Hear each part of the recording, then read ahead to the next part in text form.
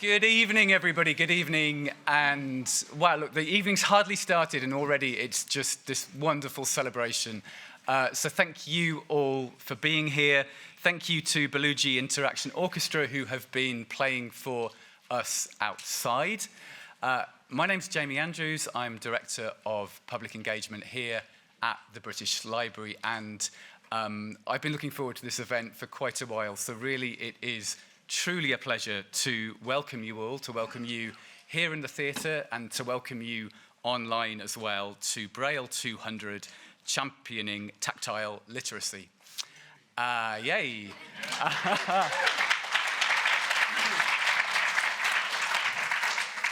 Quite right.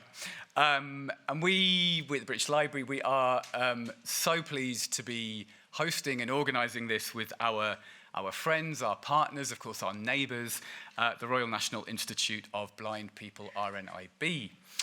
Some of you, I'm sure this will be your first visit to the British Library. You are especially welcome if that is the case. We are the National Library of the United Kingdom.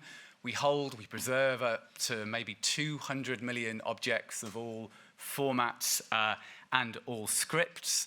And our mission is quite simply to make these collections accessible, such an important word, accessible to everyone for research, inspiration, and enjoyment. And through those vast collections, those 200 million, we have, as some of you will have known, we have selected tonight some special items in Braille or tactile script. Some of you, there were huge queues, but I hope that most of you got the opportunity to go and explore those objects. They included a Braille teaching guide from 1889 dedicated to the memory of Louis Braille. They included a copy of the Holy Quran in Braille published in Tunisia in the 1970s. And some of you also may have experienced, closer to home, a map of the British Library in Braille. Those of you who are online, we have a summary of those items that you can download by clicking on the link beneath the live stream. And we hope that for all of you, it really just inspires you to come to the library again and to explore our collections further. If you are inspired to explore our collections and the library further, then please do know that we have a series of audio-described tours, audio-described events, and audio-described show and tells. And information about that, for information about that, please do ask any of my colleagues. Before I hand over and really get this evening going, just a few items of housekeeping. Firstly, to say we're not expecting any fire alarms. If you do hear the alarm, please leave via the door you came in, which is in front of you and to the right-hand side, and there are guides to help you. There are accessible toilets on this floor, and again, there are guides on hand in the reception to help you if needed. Please just ask. And if you can, please do turn your mobile phones to silent. So look, we've got a full packed agenda for this bit of the evening. We're going to hear from the RNIB as well as an absolutely stellar panel. And then there'll be the opportunity for you to ask questions. So if you're online, please know that you can submit your question at any time in the chat box. And if you're in the room, we have mics that will come to you. So have a fantastic second half of the evening. And now it gives me great pleasure to hand over to Anna Taylor, who is the Chair of Trustees at the RNIB. Thank you very much.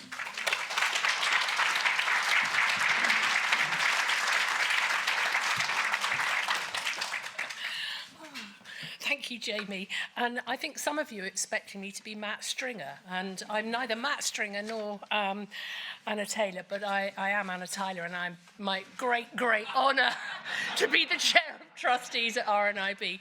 And so thank you for that really warm introduction and for your hospitality this evening, Jamie. So this occasion not only offers us the chance to celebrate the inventor of Braille, Louis Braille himself, and his incredible legacy, but also to recognise the enduring impact of Braille in the lives of blind and partially sighted people worldwide. Now, RNIB's founder was Thomas Rhodes Armitage, a doctor with impaired eyesight who in 1868 founded, and here's a bit of a mouthful, the British and Foreign Society for Improving Embossed Literature for the Blind. Now, more than 150 years later, we are really proud at RNIB to be continuing his work. Braille is often thought of as a moment of emancipation for blind people, and RNIB has been described as the home of Braille in the UK. We have a really strong commitment to Braille literacy, and it's supported by our work of world-class transcription services, which convert a huge range of documents into Braille for a variety of organisations.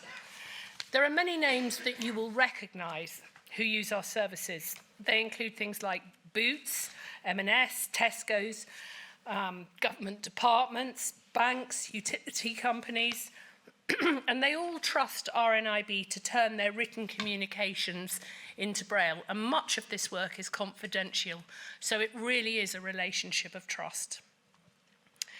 In the last year alone, we've transcribed over 150,000 documents, and I want to say a huge thank you to all those talented individuals who make RNIB transcription services possible, because it's the most monumental undertaking and it's so worthwhile. Your efforts are much appreciated.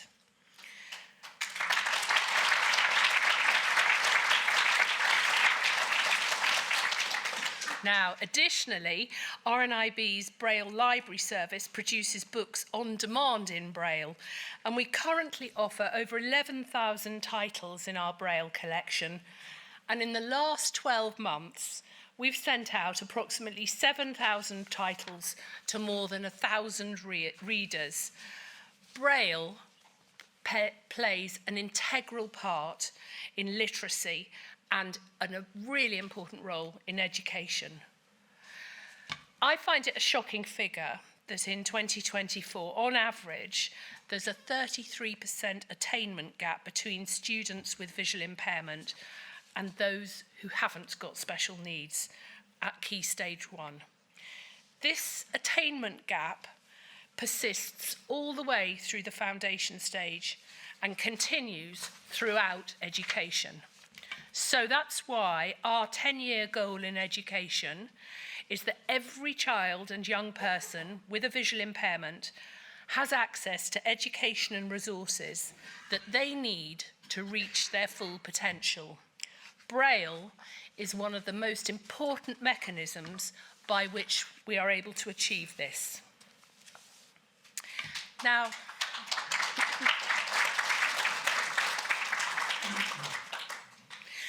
we've committed to continued investment in bringing innovation and state-of-the-art solutions and products to the market via our retail team, some of whom are here tonight.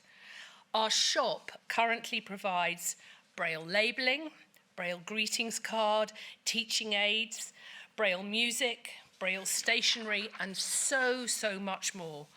And we're always looking ways to collaborate and to bring solutions to fruition. So please, if you've got any bright ideas or you want to know more, get in touch. Partnership is at the heart of what RNIB does to keep the progress going. Now, through our work with the UK Association for Accessible Formats and the DAISY Consortium, who are here tonight, we're working with hundreds of organisations to improve access to reading for all kinds of people with print disabilities. One of my favourite areas in our London office is the heritage space, where you can take a walk down memory lane and witness firsthand the way that Braille has evolved. It's filled with examples of RNIB's historic partnerships, including a Braille edition of the Daily Mail, playing cards, watches, and Braille typewriters. What this really shows is that across the age, when we work together, accessibility can really spread like wildfire. Now, it's really a great pleasure for me to introduce my colleague Dave Williams, who will be hosting tonight's panel discussion. Dave is an Inclusive Design Ambassador for RNIB. He champions inclusive design principles to ensure equal access and opportunities for blind and partially sighted people. And for 25 years, Dave's work has driven change. enhancing accessibility across a wide range of industries, including technology, product design, the built environment, and of course, public services.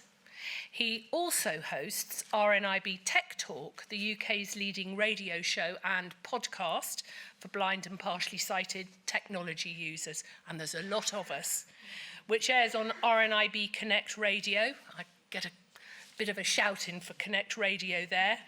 And he's also the chair of the Braillists Foundation. That's a community of people passionate about promoting independence and opportunity through Braille literacy. So, over to you, Dave.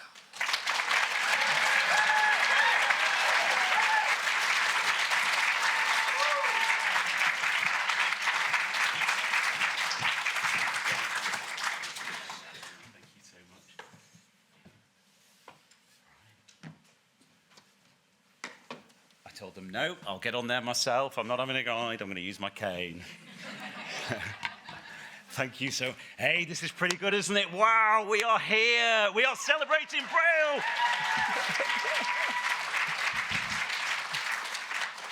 I'm going to introduce our panel in a second, but before I do that, I just wanted to sort of share with you a little bit about my Braille journey and the journey of Braille and how we arrived at this point. You know, as a Bolshevik teenager sometime in the last century, you know, I mistakenly believed that Braille was one of those kind of weird old-fashioned things that we just did not need anymore. I thought my talking computer was going to solve all my problems, and I could not have been more wrong. And I just want to share some of the reasons around how Braille has made a difference in my life. And our fantastic panel of speakers this evening, they are going to share how Braille has made a huge impact in their lives as well.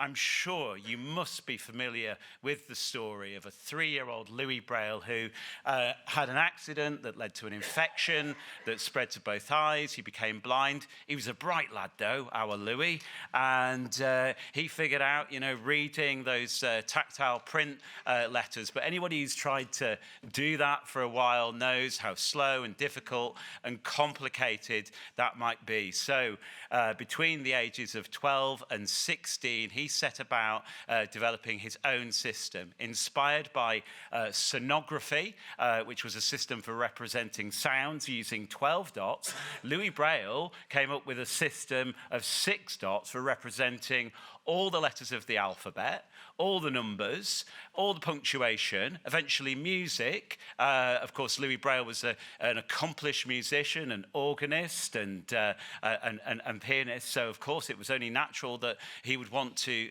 do that. And now, of course, the Braille code includes all those signs we need on social media for hashtags, the @ sign, and all those things that we need. So I call that a little bit of an upgrade, actually, when it comes to tactile reading. So, you know, the two key benefits of Braille, of course, that versatility, the fact that it is scalable, you know, to represent any subject in any language, and also the fact that it fits neatly underneath a human fingerprint, which enables reading by touch. But, you know, it was a battle for Braille. Braille, the code, was up against a number of rival systems. That long and complicated name that RNIB used to go by, well, that organisation was set up to evaluate all of those different tactile reading systems that were around in the 19th century. You know, you might have heard of Alston or Moon or Lucas or some of these other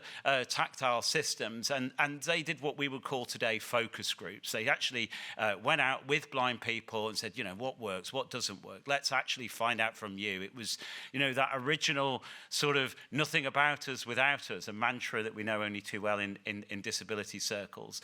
And of course, the technology has evolved as well. You know, Braille was originally written with a simple writing frame and stylus. You might have seen some of those on displays out there. But of course, we then had the development of mechanical Braille writers and electrical Braille word processors like the Versa Braille. And now, as you will have seen from our sponsors, Humanware and Dot, the next generation of dynamic tactile displays that promise even greater access to information. And of course, many of you will know that we carry with us the Braille software in our pockets, in every smartphone, in every tablet, in every laptop. There's screen reading software, much of which has Braille translation built into it. That means that those devices can really shine. But, you know, I know personally in my own journey, I didn't always love Braille. One of our panelists tonight, you're going to hear about how she went away from Braille for a little while and came back to it. And I had a similar journey as well. And it was only really when I became a dad and I wanted to read the bedtime story with my son. I wanted to be very present in those moments. I wanted to do the silly voices, you know? Stephen Fry's great and everything, but nothing beats reading the bedtime story with your kids, right? My wife and I, we love playing Scrabble. And some of you might know the story about how one night I decided it was time I proposed, and so I popped the question on the Braille Scrabble board, not realizing that I'd used both letter Y's in my question. There are only 2 Y's in Scrabble. Who knew? So I waited, heart pounding, for 10 minutes while she rummaged in the bag, and eventually she wrote blank ES, which was a load off.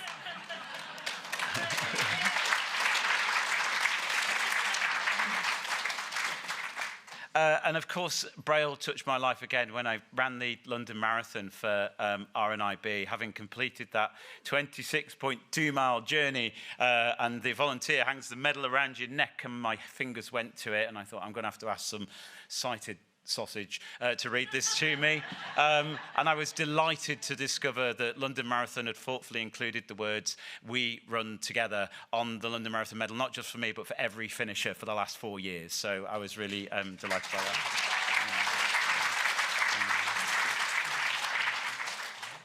When you describe your posts on social media, or when you use RNIB's Braille name generator, or when your organization contacts our transcription team to get information made more accessible and more inclusive, you are signaling to everybody that you want their business, that you care about their issues, and that you really want to be part of that conversation. So please do those things. Should we introduce our panel?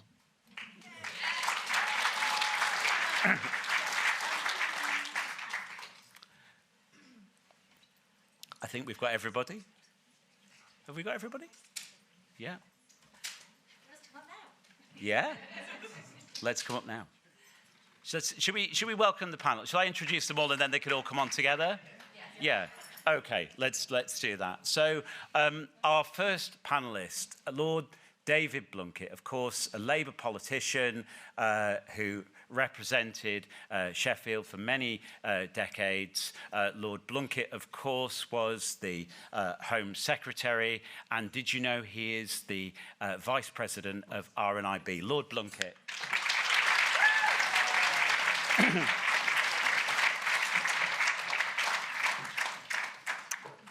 Our second panellist is a BBC journalist and presenter. She lives in Scotland with her 2 young boys, and she did put Braille down for a little while after learning it at specialist school, but is now using it for labelling household items, reading the bedtime story, and of course the script for her podcast on disability and mental health. The host of Access All, Emma Tracy.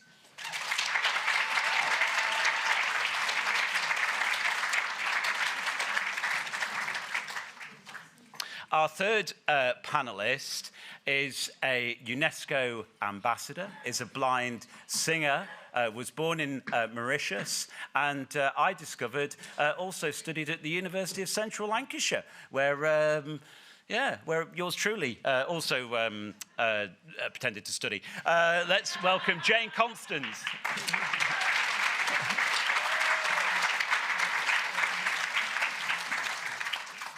And finally, a child author, 11 years old, already had her first book published in which she talks about resilience through a cast of inspirational animal characters, Betsy Griffin.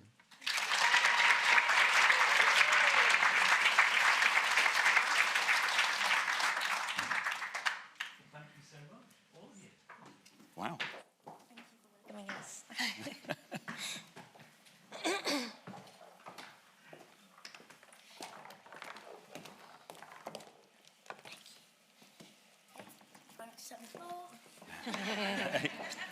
Are you comfortable? Yes, I am. I managed to sit on the chair, not the floor. So look, I think, you know, the first thing that we've really got to do in this discussion is talk about some of those myths and misconceptions that we've all heard about Braille. You know, sometimes we're told these things, and I think, you know, if you allow myths and misconceptions to be perpetuated, you know, you deny people their rights and their responsibilities. So let us try and start off by setting the record straight on a few things. Emma Tracy, can I come to you first? What are some of the myths that you've heard about Braille? Oh, I'm really glad that I got to go first because nobody's taken all my myths. I think that Braille is over and it's an old thing. And people don't need it anymore because I think when the talking computer came along and then the talking phone, people thought that blind people were grand. We could just listen to stuff, and wasn't it quicker, and, you know, wasn't it cheaper for everybody, and it was easier to put in your pocket. And, you know, I wasn't given a Braille display or offered one in university or when I went to mainstream secondary school halfway through.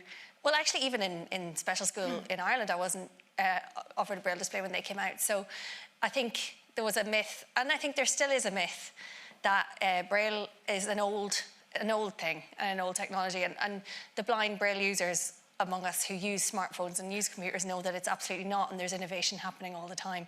And I'm very lucky and grateful to have that. So I think that's the myth that I would like to bust. Excellent, excellent. Still alive and well, everybody, still alive and well. Lord Blunkett, I mean, you must have heard some clangers. David, right. You must have heard some absolute belters over the years when it comes to Braille. What's been your favourite? Well, people think there's big Braille. I've tried to explain to them that there isn't such a thing as big Braille. Well, there is if you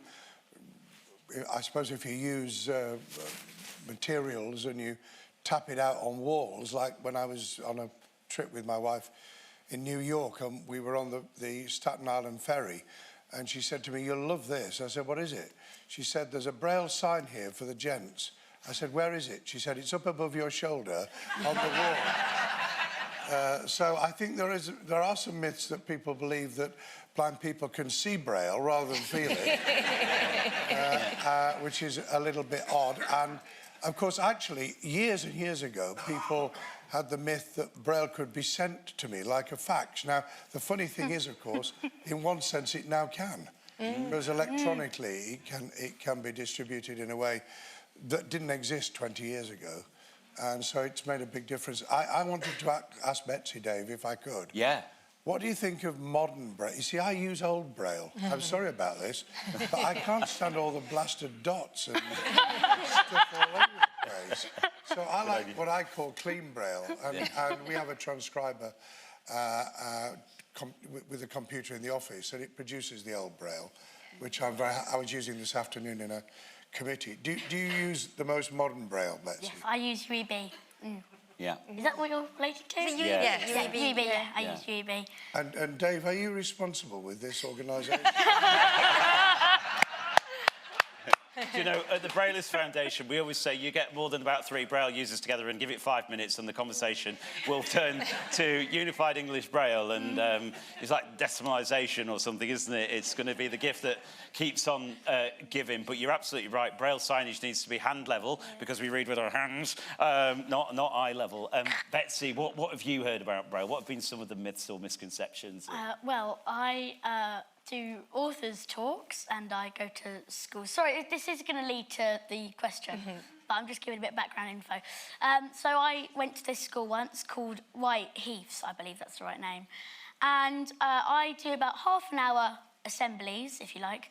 And I always add in a little bit about Braille because I think it's a very key thing for me. And I always give them the question. I always let 3 to 5 people answer it. And I say, who invented Braille? And my third cousin, Caden Marskell, goes to this school. And then one of his mates put up his hand and went, Caden. And I said, you know what, I love Caden ever so much, but that is a myth. That is totally wrong. All right. It wasn't invented by Betsy's cousin. It's good to I love you, Caden, but I can't give you that. I'm sorry. And Jane, how about you? I mean, you use Braille in music, of course, like Louis Braille himself, of course. He developed Braille music code. I know you use Braille for your lyrics, and we'll talk about that in a bit, but just on myths and misconceptions. Yeah, is my mic on? Yes, it is. Hello. Yes, some myth I've found about Braille, quite funny actually, is that I think Braille can be only read by people who were born blind, because I was born blind, and it's like you can start reading Braille at any age, and people are like, oh, you're born blind, so you do Braille. And I was applying for quite a lot of jobs recently, maybe just in the Northwest kind of thing, where Northwest people they don't necessarily know what Braille can do, and I told them during interviews that I do use Braille notes, and I'm really effective. I can read and write. I wrote an 8,000-word dissertation solely in Braille for my master's, and they told me, oh, I'm not sure you can do the job because you're doing Braille. You have to use a screen reader. We won't take you for the job. I'm like, just because I do Braille. Okay, great, thank you. That's fine, move on. But yeah, I've also found that people say that you can only read Braille with your right hand, and I'm left-handed. Oh. When I was in Mauritius, my teacher kind of forced me to read with my right hand, and I kind of didn't listen to her, and I learned on my own to be reading with my left hand, because that's what I'm more used to, and that's how I can easily read, really. I think there's a lot of misconception around Braille, and I think hopefully in the future people will be more aware of what to do and how to support us. I think it's so important nowadays.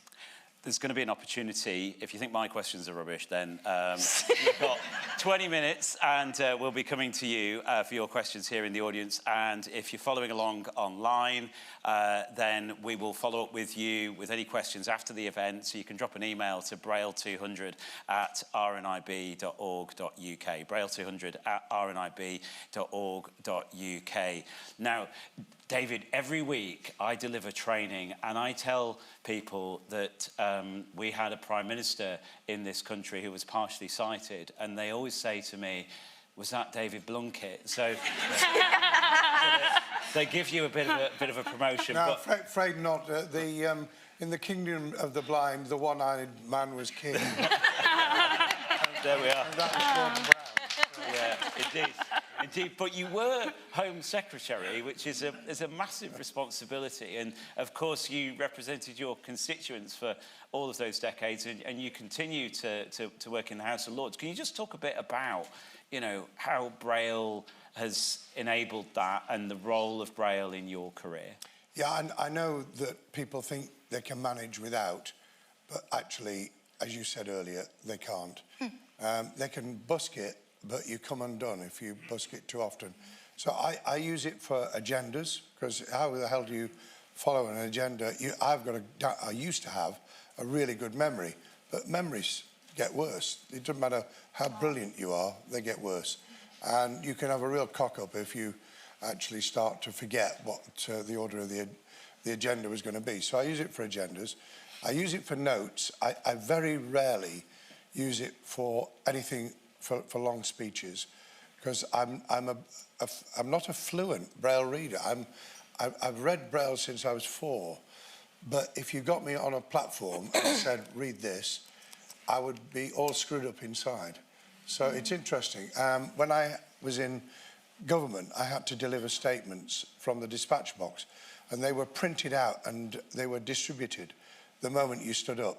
So I had to read the statement, and it was the worst couple of hours before I stood up to do that ever in government. I could answer the questions, I could make speeches off the cuff quite happily, but reading that statement, and the reason was because I got myself too worked up about it. If I'd slowed down, we had a colleague, some of you will remember, called Robin Cook, and he had this great technique of slowing everything down. So he used to say, Mr. Speaker, and if I'd followed him and read it at my pace, rather than me trying to read it at other people's paces, I'd have been fine. The other bit of it was, you've got several sheets, and even with talcum powder in between, they get stuck. I did have that, where I turned 2 pages, and honestly, my heart nearly stopped. Well, actually, it did nearly stop this summer, but that was for a different reason altogether. And so it can be tricky, but without it, I wouldn't have been able to do any of it. So the notes, the agendas, the ability to, and the other thing is you can try a few tricks. Before autocue, for those of you who don't know about it, is now at major conferences, people look as though they're not reading their notes because it's all on the screen in front of them. It's a transparent screen. And obviously it needs to move through, so sometimes it does go wrong. It went wrong with Tony Blair making a speech in 2003, and he had to ad-lib it, so it does go wrong sometimes. But I was able just to stand there and look at the audience and just feel the Braille. And on occasions when I wanted to be very clever, I've just put a little bit of Braille in my left pocket, because I read with my left hand as well. And people have thought that I've completely ad-libbed everything. And I've had some key names. You know, John Prescott's just died. Well, he used to screw all his language up, and sometimes I think he did it deliberately. There was an opposition leader in Zimbabwe called Morgan Tsvangirai, and Tsvangirai is written in such a way that it's excruciatingly bad when you say it, you know, just reading it out, which he did. And I said to him, why don't you write it down? And he said he couldn't be bothered. Well, I couldn't have got away with that, because if I'd mangled everything, what would have people said? Oh, the poor bugger's blind, you know. so I used to write names down on a little bit of paper in my left pocket, and people wouldn't notice. But don't tell anybody, will you? It's all right. You're with friends. So. I don't know what always one-handed reading is. I read with 2 hands, and today my ear was hurt because of a lady was reaching over me to grab something with a wire. For obvious reasons, I couldn't see it coming towards my ear, so it whipped me. So I was holding an ice pack on my ear, and I was trying to read with 1 hand, and I couldn't do it. And I always read with 2 hands. Do you read with 2 hands? Yes, I do. I know there's some show-offs, aren't there, like Peter White and people like that, who read 1 line with 1 hand and 1 line with the other hand.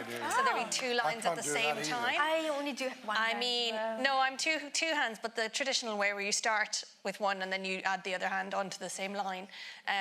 But yeah, there are, as I say, show-offs. So Emma, just talk about how you don't show off in your in your media career, and when you put Braille down for a bit, but you are somebody who would say that Braille is not. You don't have to be the fastest or the best reader to find it useful. So yeah, expand on that. I'm delighted that David Blunkett can't like read a full speech like word for word straight off, because I have a bit of sort of, what's the word, not guilt, but I have a bit of sort of hang-ups about the fact that I can't read as quickly as other people. Well, as I thought other people like David Blunkett. Yeah. So I don't Braille out my entire scripts so I present a podcast. Mostly, again, I can sort of ad-lib with like with some words in front of me and just you know, have bullet points and little check words. But there are statements. But you know, we asked a government spokesman and they said, or whatever, where you have to read everything out. You've got to read it out word for word. So I used to use my laptop and Braille display, or just my Braille display, and I would be trying to listen and speak at the same time. So listen to JAWS, the screen reader, and speak. Or I would try to use the Braille display on its own, and it would shut down, or lose the document, or I would maybe forget to charge it every now and again. So it was really, really stressful. And then we did the Edinburgh Festival a couple of years ago, and we did a live show, and the sighted person I was presenting with was having cue cards. And I was like, cue cards? This is the thing. This is my thing. So I have like hundreds of flashcards, and I braille like maybe 7, 8 flashcards per script for a half-an-hour podcast. And I mean, you wouldn't be able to read it. David Blunkett, you wouldn't be able to read it. Betsy, you wouldn't be able to read it. You wouldn't know what it says. Do you do a kind of shorthand of your own? Unbelievable shorthand. So do I. Yeah. And the spelling is atrocious. Wow. So it's just indecipherable to anybody else, but it works for me, and it doesn't shut down, or it doesn't lose its power. And, you know, no software goes wrong. And while I'm writing it, it gets it into my head as well. So it's like when you're studying and you're doing your flashcards for studying. So it takes me a little bit longer. I need my scripts a little bit earlier. Isn't it? It's like homework. Yeah, and it's really therapeutic. And the Perkins, like, that's very, very therapeutic as well, especially in a big open plan office where you're annoying everybody. Brilliant. I love it. Yeah. So I think that's it. Me and my flashcards, and I love it. Don't forget, we're going to be taking your questions in about 10 minutes, so be ready with those. Jane, I just wonder, is there a difference when it comes to music and Braille? You know, we've heard, obviously, you know, David Blunkett's had to speak in public, Emma's speaking in public. You're singing. How does that work with Braille? Are you reading Braille while you're singing, or are you using Braille to learn? Just talk us through that. I mean, at first I did public speaking as well, because I'm a UNESCO artist for peace. So when I usually do speech, I would draft like some bullet points like I have here, because I have so many things to say and I don't want to forget. So normally what I would do is just draft some bullet points and you know, like decide what I would say, or sometimes I would stick to a script when it comes to something. Sometimes when I have like a French speech, because my first language is French, so I do Braille in French as well, with the accents as well, which is, you know, quite difficult, but I've got used to it. In terms of music, when I learn a song, for example, I would use my Braille note to like research the lyrics, and I would just paste it into a Word document, and just I'll start memorizing the song just by feeling what's under my hand. But sometimes it's just easier, because I can easily think about what's under my hand, and I can easily as well sing the song as well as singing. But I think it has to be quite quick as well to be reading Braille while singing, because you think about the rhythm, you think about the melody, you think about what's under your finger. But it helped me quite a lot as well to feel the music, and how to interpret different songs with different emotions as well, that I use inside. If it's a classical song, for example, it will be softer, or when it's in Braille, I can go back to the lyrics if I did a mistake and note it down and come back to it. I think it did really help. In university as well, Braille was really impactful. RNIB Bookshare saved my life, literally.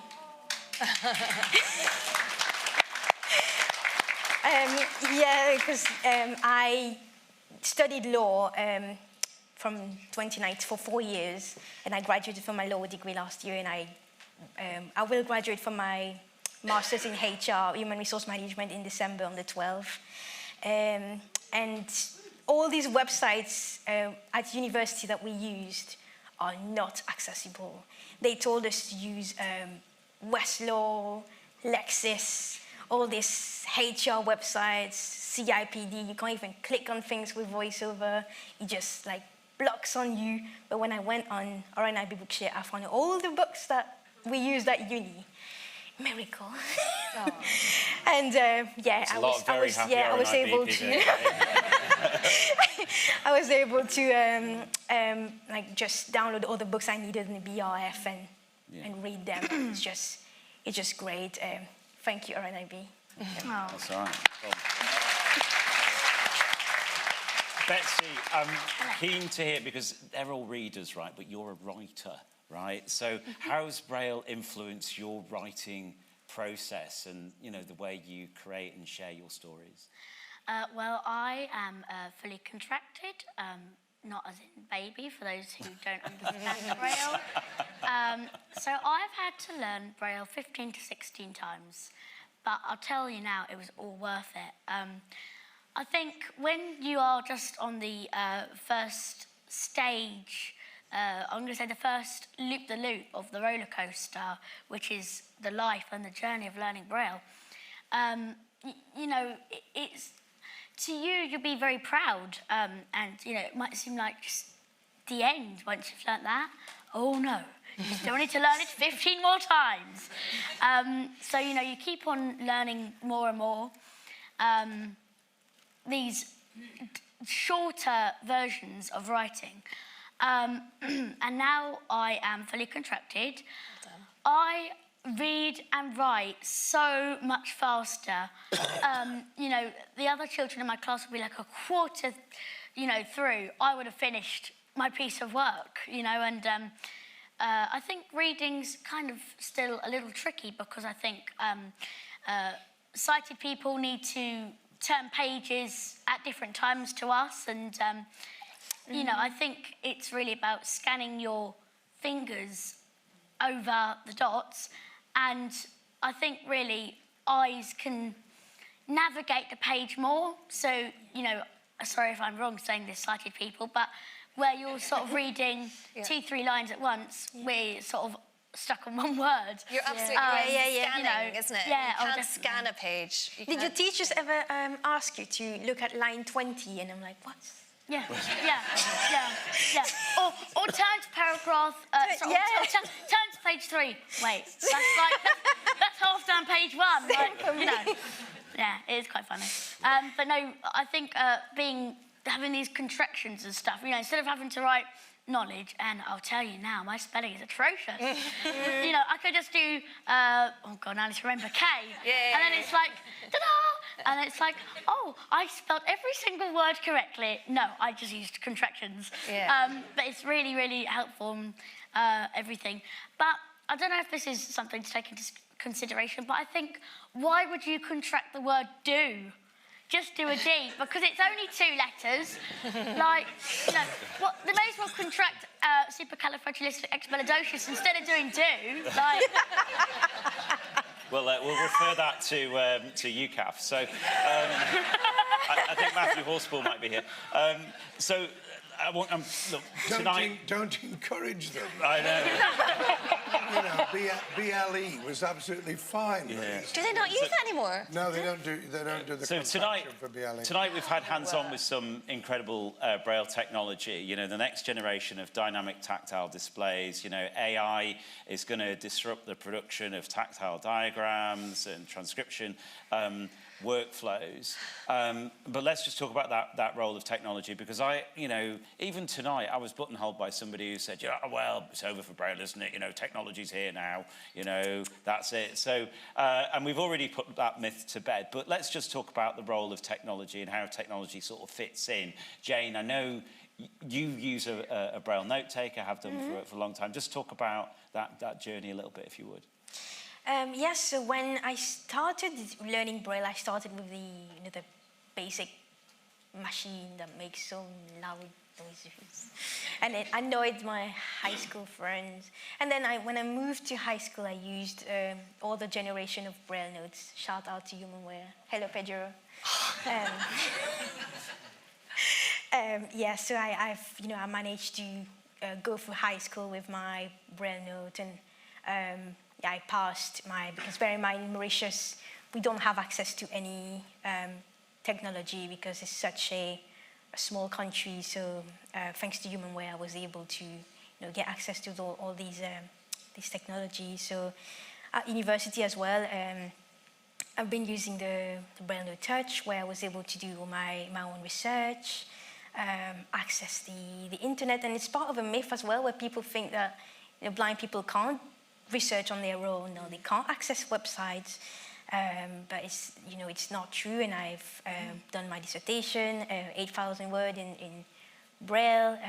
So it's quite a big achievement as well. In terms of assistive technology, I used my iPhone, where I think nowadays we're able to mimic the Braille symbol when you type on your keyboard. So I really enjoy that. I think it's quite nice. So why wouldn't you just listen, Jane? Why wouldn't you just listen to your screen reader speaking it to you? Why is it important? It's too loud. Do you think someone in public would want to listen to your boyfriend sending you a message? No, I think you won't. Very good. David, do you use technology? I'm Neanderthal. I'm absolutely useless. Oh. I'm in awe of people like Gary Donoghue and Peter White and Sean Dilley, who are able to read off a screen without any problem at all live, and I just can't do it. I mean, we use the technology, as I was describing earlier, from the software to use the Braille printer, transcriber, and we've used that for years. And the first time I had a real facility for that was back in '97 when we were elected, and I was fortunate enough to be in cabinet, and Tony Blair said he was going to make me the Education and Employment Secretary. So the department had actually taken it's not like the civil service, but they got ahead of the game, and they bought the stuff, and they set it up, and I went across to Downing Street with a folder, and I opened it up, and they'd done their best, and the Braille was completely unreadable. I mean, I've been doing the job in opposition, so it wasn't a problem. But when I got back, this is a true story, by the way, some of you have heard it before, and I said, look, it was fine, but it won't be fine in future. I'd take something across, everything's just mangled. So they shot off, and they came back about half an hour later and said, Secretary of State, we think we've discovered the problem. I said, what was it? They said, we bought the transcriber from Sweden, and it's not been switched over. Well, look, I'm going to open it up for questions from the floor in just a second, but this is the last one from me.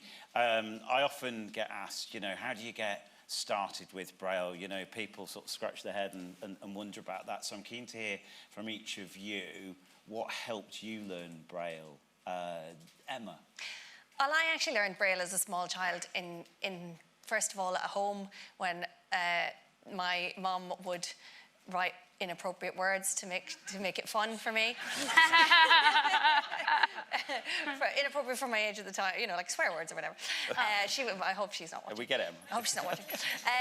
But actually, I don't really remember a lot about my Braille learning journey, but what I did see on Instagram recently enough was Dr. Amit Patel, who may or may not be here, because networking when you're blind in a very noisy room is very, very difficult.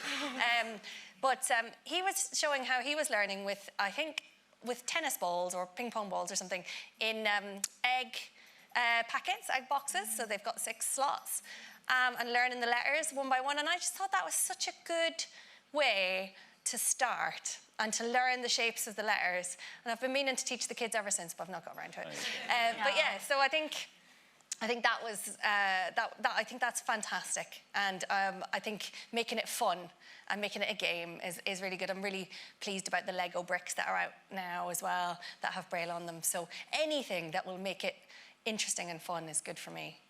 How about you, Betsy? What sort of helped you get to grips with Braille? Well, I've always had an incredible VI teacher called Karen Hedges. I think she's very... Here for all the teachers. Come on. Yay. Come on.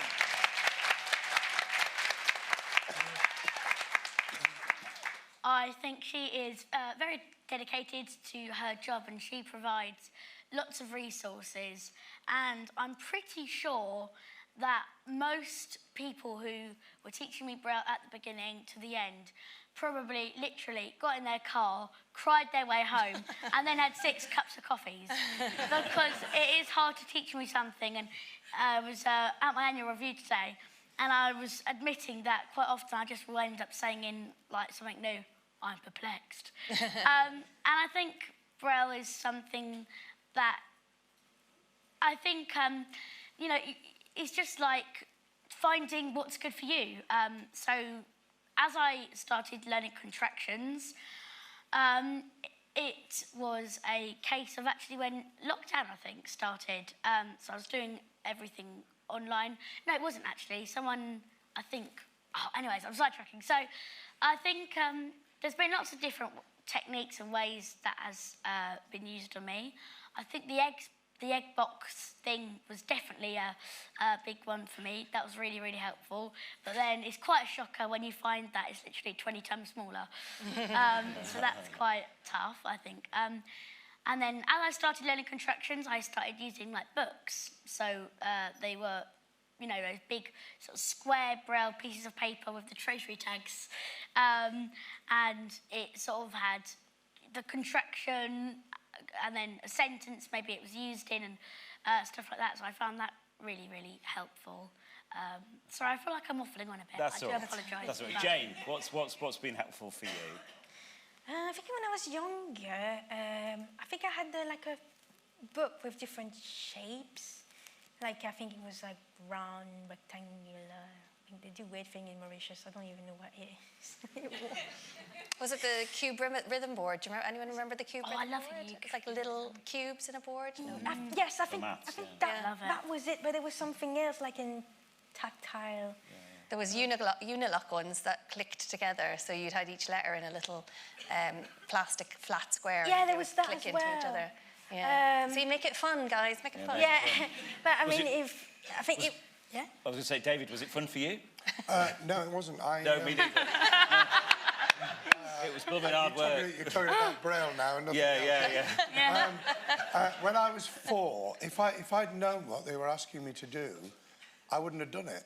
Because I was learning on a Braille frame, and those older members here in the audience and listening online will know that that meant, in order to be able to read it, you had to write from right to left. So you pick the dots down, but even worse than that, you had to do the mirror image. So if you wanted to do a D, you did an F. If you wanted to do an E, you did an I. God knows how we learnt it. Yeah. I mean, when you think about that and then turning it over, and you know, it was pretty rough Braille most of the time that we were pricking out with the dots. So getting a Stainsby was a great step forward. Do you remember the Stainsby? Yeah.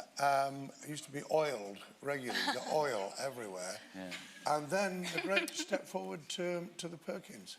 Okay, so I think we're going to go to a couple of questions from our audience. I mean, obviously... David, quickly, can I introduce something to the audience, just to give an idea of introducing something in the UK that I would really like to see, because I use Braille on my phone. I have like a tactile protector thing on my phone where I can like swipe and read and write things. I mean, not read, but just write things. But I think it's from Switzerland or the USA, but I remember ordering it a couple of years ago. Speed dots, the screen protector. Speed dots, yeah, but we don't have much. I think it closed down now, unfortunately, in the US.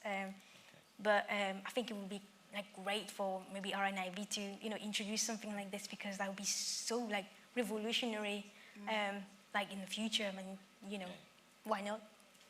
All right. Miranda, where are you? I think we're going to take some questions via you. Hiya. Yeah, I'm here. So one question that's come in online is from James Risden, and he says, despite the positive and warm words, Braille is all too often seen, in my experience, as a format of last resort for many teachers and young people.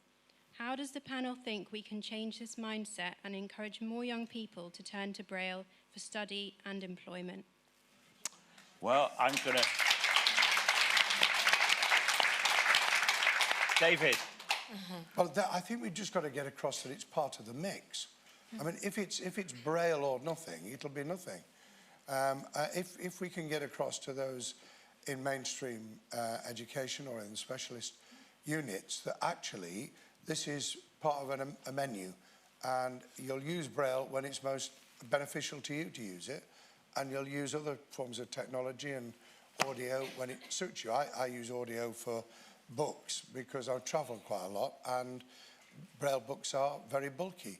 But for me, the things I use it for is essential, as we talked about earlier. So I think getting across to them that this isn't an all or nothing. You know, you're either a constant Braille user or you're not. And making it something, again, you talked about it, making it fun as well, that actually the teaching staff learn some of it and have fun in doing so as well. Yeah. May I just please quickly add that, in case you're wondering what a keyboard rhythm is, I think the easiest way to describe it for a visual person, for someone who has vision, is basically squared paper, but plastic and metal sort of thing. And I would like to thank someone, a VI teacher of mine, called Sharon Hill, who made it possible to use a keyboard rhythm in SAT papers. Brilliant.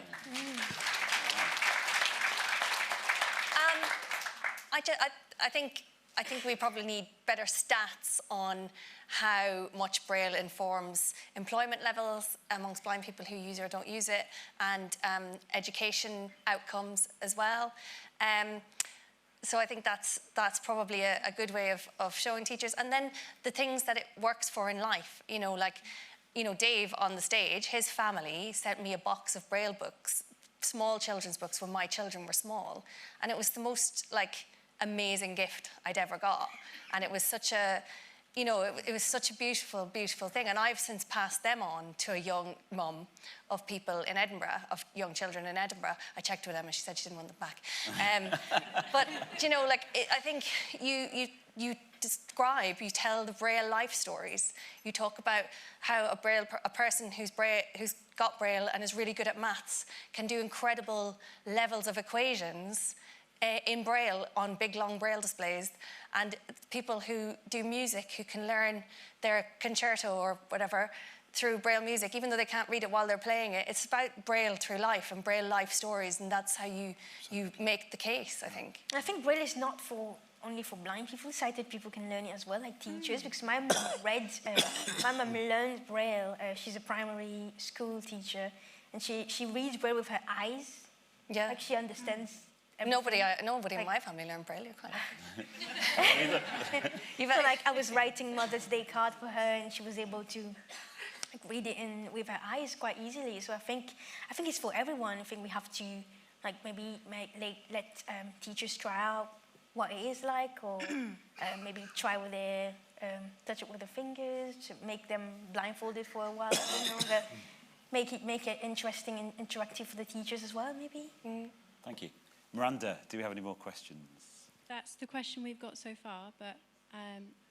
So if you have a question in the room, we've got a feel question free to from raise your hand. Yeah. While somebody's thinking of that, Dave, what strikes me is there's quite a lot of people now who are into learning, what's the deaf language called? Sign language. Sign language. BSL. Yes, sir. Yeah, British Sign Language. Yeah, people, quite rightly, you know, totally appropriately, people have started to get into it and see it as a bit of a hobby, and some schools have started to do it as well. I'm enthusiastic for them to do that, but they don't take the same view about Braille. No. I've started a Braille club at my school every Friday. And I think a lot of the children are very interested in it. And I agree. And I think there's a few things I want to sort of mention. I've recently started a campaign, sort of petition thing, on Braille menus, because I just think that it's not fair to walk into a restaurant, pub, you know, something that serves drink or food. You're going to the pub now, Betsy? Wow. But Betsy, there's a young man, I'll drop a line via the RNIB to you. There's a young man down in the West Country called Brandon, who's actually also on a campaign for this. Really? And he's managed to get some of the chains to agree to take Braille menus from him.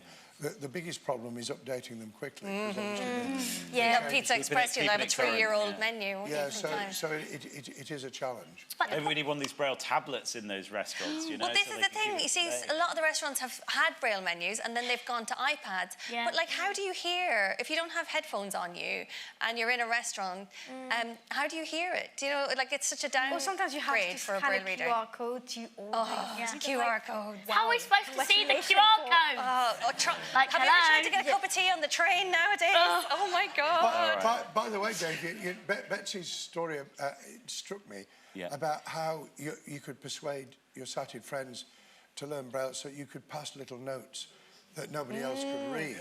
And actually, Louis Braille picked this up. I think the story goes that there was a soldier from the village who was in the Napoleonic Wars, and he'd actually devised a simple way of passing down the trench or down the line messages, because of course if they used lights they got attacked. And I don't know whether it's true or not. I was told this when we had the celebration of Louis Braille's life in Paris, when it was so cold I nearly died in at the Arc de Triomphe, and it was 6 degrees below centigrade. And there was no heating. So I thought, this is beyond the call of celebrating Braille.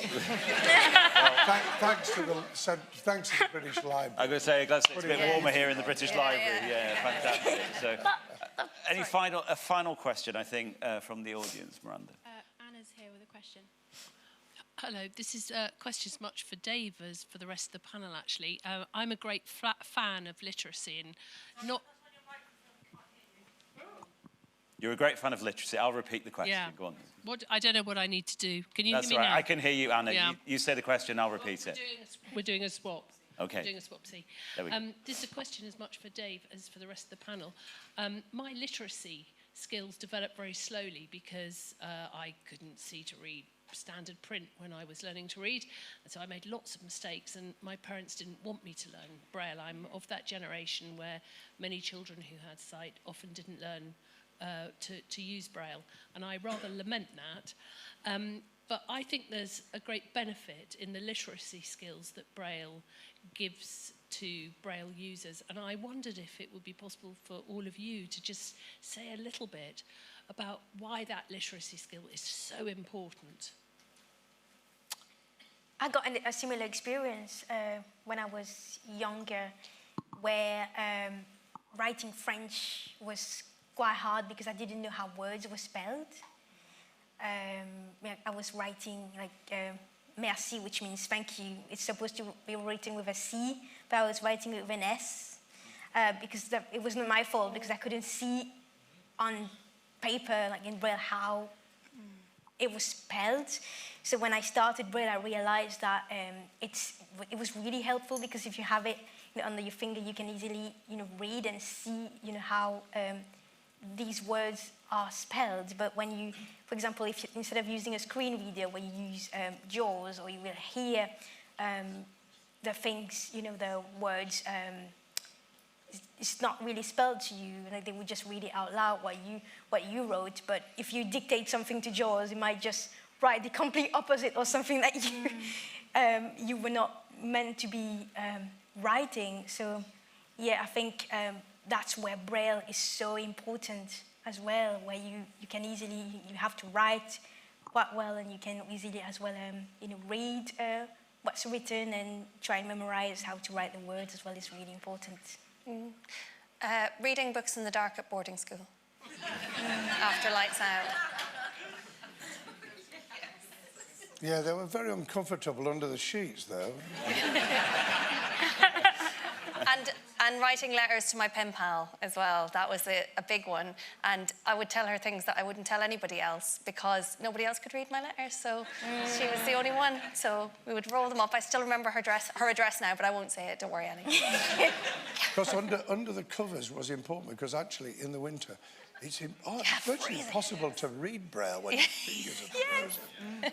But I think it's not just about books, is it? It's not just about, you know, letters and you know, novels and things like that. It's those practical, you know, I know my wife won't mind me saying this, that she uses Braille to identify her many medication packages. You know, we've got But then Christmas doesn't it coming drive you up. crazy when they put the label over the bread? It's like, how are you supposed to feel it? Exactly that.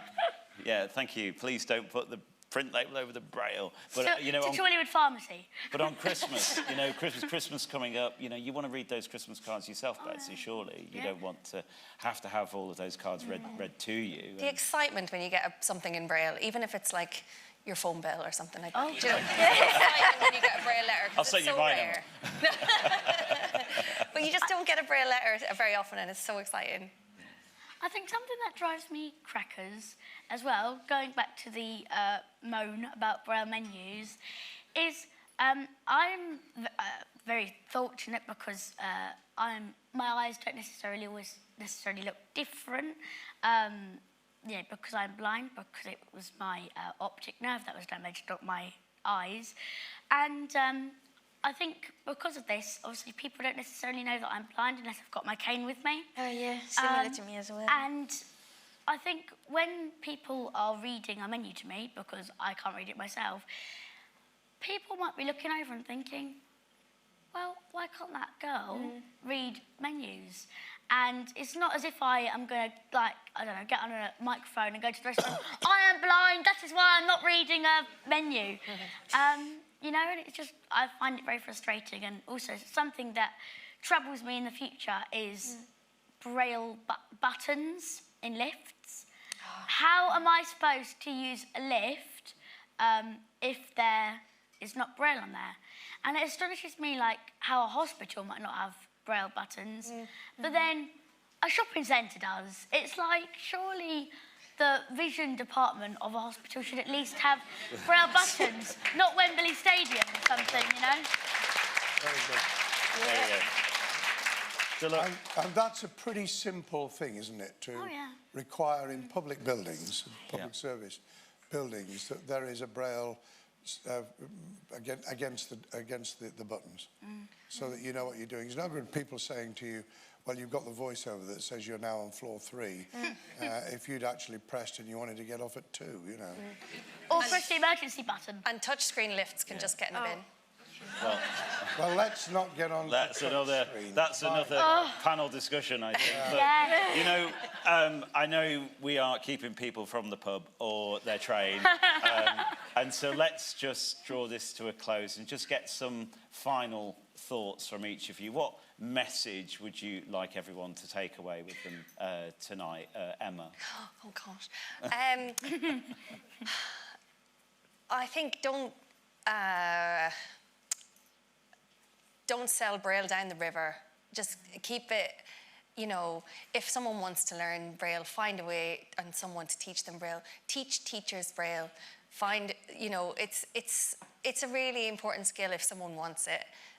Older or younger, blind or visually impaired. You know, you don't have to be blind to read Braille. You don't, sometimes it's sore and tiring to read with your eyes. And it's easier to read Braille, but nobody tells you that. So, you know, common sense, I think. Rant over. There you go. Jane? I think Braille is a language, like French, English, like BSL. We can all learn Braille, and don't think that Braille will disappear, because it won't disappear. Okay, anyway. Betsy? I think my message is use the options, because back in the day, there wasn't as many options. So use everything equally. If your hands are tired, maybe use voiceover. If your eyes are tired, use Braille. And don't underestimate blind people, because crackers we might seem, Yes, thank we've you. also got the cheese. I love this. Get it? Cheese and crackers. How do you follow that, David? You don't follow Betsy. That's Thank you. my wife, by the way, says it's virtually impossible to read Braille. visually, you know, unless you've got a good light. So, you know, developing touch is really important. Two messages tonight. One is demystify it, because people get, you know, this is why I'm a bit against the modern Braille. Demystify it. It's not that bad. It's easy once you've got the rhythm. It took me years to understand that K was an A with a bottom dot. L was a B with a bottom dot. I mean, they didn't teach me that at 4. No. God knows why. Anyway, my final thought is, Dave Williams, I think you're going to give Chris McCausland a run for it.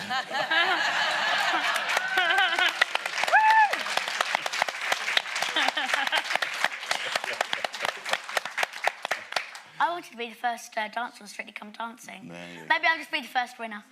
There you go. So, there we are. Look, ladies and gentlemen, would you please thank our panel, Lord Blunkett, Emma Tracy, Jane Constance and Betsy Griffin. Thank you so much.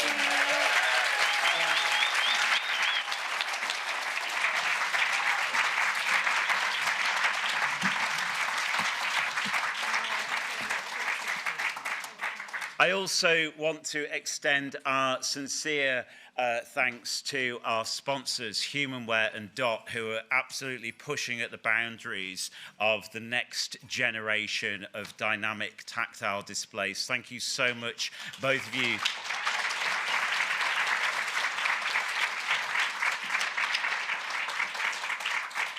We also need to thank the amazing team at RNIB, led by Nell, who've put this event together tonight. I never in my wildest dreams thought this moment would happen. So thank you, everybody at RNIB.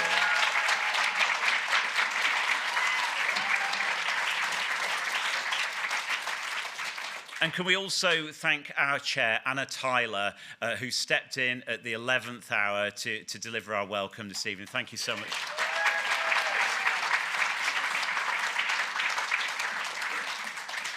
You can be an ally to Braille. Describe the images on your social media posts, use RNIB's Braille name generator, and also make use of RNIB's resources. You heard about the impact of Bookshare and what that means. So please do lean into all those resources and let us all continue to work together for a more inclusive world and ensure that Braille is available for every single blind person who needs it.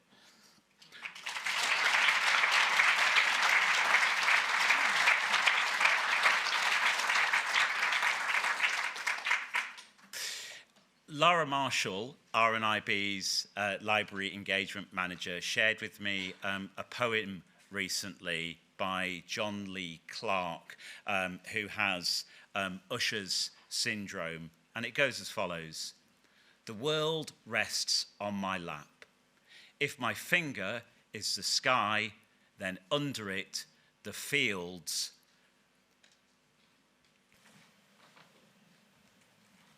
Then under it, the fields prosper.